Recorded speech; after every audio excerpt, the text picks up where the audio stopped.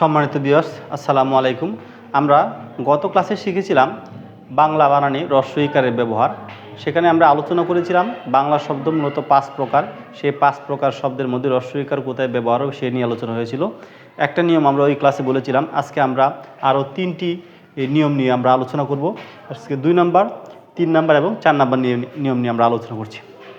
2 নম্বর নিয়মে আমরা পাচ্ছি যে ক্রিয়াবাচক শব্দ, যে সকল শব্দ দ্বারা ক্রিয়া বোঝাবে, যে সকল শব্দ দ্বারা ক্রিয়া অর্থাৎ কাজ বোঝাবে, এই সকল শব্দের হ্রস্ব ইকার ব্যবহার হবে। যেমন করি, করবি, বলি, জিরানো, ছিটানো। অর্থাৎ ক্রিয়াবাচক শব্দে সর্বদাই হ্রস্ব ইকার শব্দ ব্যবহৃত হবে।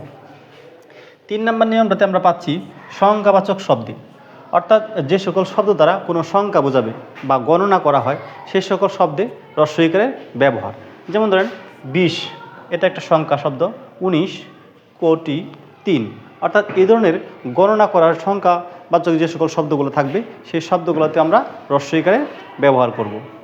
3 নম্বরে পাচ্ছি আমরা প্রাণীবাচক শব্দ, অর্থাৎ প্রাণীবাচক অতৎসম।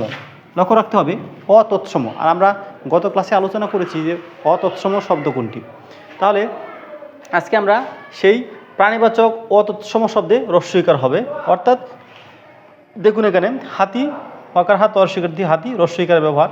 খাসি, মুরগি, তিমি, এই শব্দগুলা প্রাণীবাচক শব্দ। এগুলা তৎসম শব্দ নয়।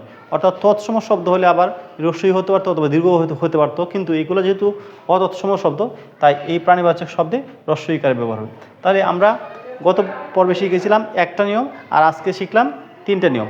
আমরা পরবর্তীতে এরকমভাবে ধাপে ধাপে আপনাদেরকে আরও হ্রস্ব ইকারের ব্যবহার নিয়ে আমরা বিভিন্ন ধরনের ক্লাস নিয়ে থাকবো। আপনারা আমাদের সাথেই থাকবেন। ধন্যবাদ সবাইকে।